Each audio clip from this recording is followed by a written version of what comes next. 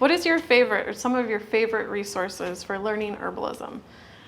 Wow, that's a big question because nowadays there's a lot of resources and information out there. One of my favorite places to start are books. Here at Cheryl's Herb Shop in Maplewood, Missouri, we actually have an old vintage library of herbal books and materials that you can come in, sit down, read, do a little research. You're your own best advocate when it comes to your health. So coming in and doing your own research as well as asking experts is a great way to help your wellness. I really also like the United Plant Savers as a resource for learning about herbalism.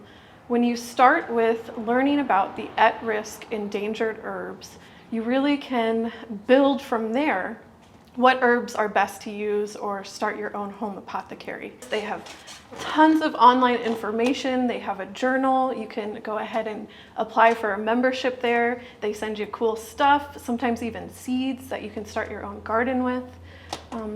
The at-risk plant list and the to-watch list is such an important list to have on you when you're starting to buy herbs, whether that's for making your own personal products or when you work in a herb shop and you're buying larger amounts, or when you're just using it for personal use. With that being said, I like to have a little printout of that list by my desk, either in my phone that I can easily access it, so that when I am thinking about coming up with recipes, I can go ahead and check, is this a plant that could be at risk for being over-harvested? Are the habitats no longer available for this plant to grow? Are there other alternatives that I can use? Another good point is, can I grow these myself? So I really like having the United Plant Savers list on hand, accessible.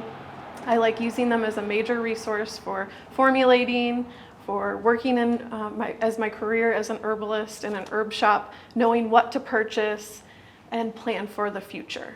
They also have really great apprenticeship programs. You can go to Ohio, you can learn all about the at-risk herbs that they're farming and growing, and I really suggest that you either take a visit or just follow them on Instagram or go ahead and get a membership through them. Another one of my favorite resources is the Southwest School of Botanical Medicine.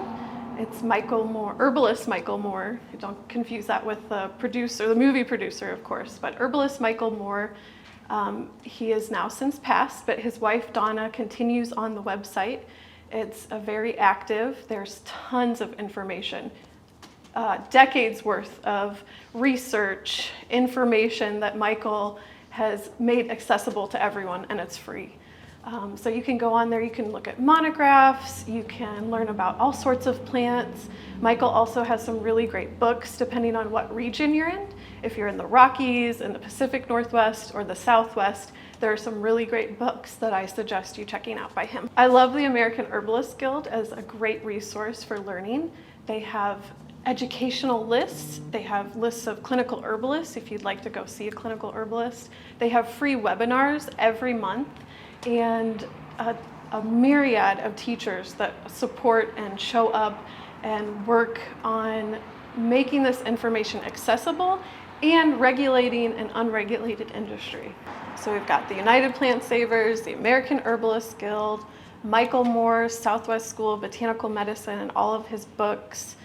We've got library. You can actually go to your local library. I used to utilize my college library. You can ask them to go ahead and either buy or have books sent in per your request, and that could be herbal recipes or just herbal information. And I also really like herb conferences and events, and one of the top places to find that is HerbRally. They have been holding down the herbal events for quite a few years now, and I've always been very appreciative of that. So you can get on there, you can find local classes, workshop information through HerbRally. You can listen to monographs, podcasts. I mean, the information is endless through HerbRally. And then I also really like Mountain Rose Herbs. They have a great podcast, and you can listen to all sorts of different herbalists, and they have the free Herbalism project. So there's so much good information from all sorts of different types of herbalists.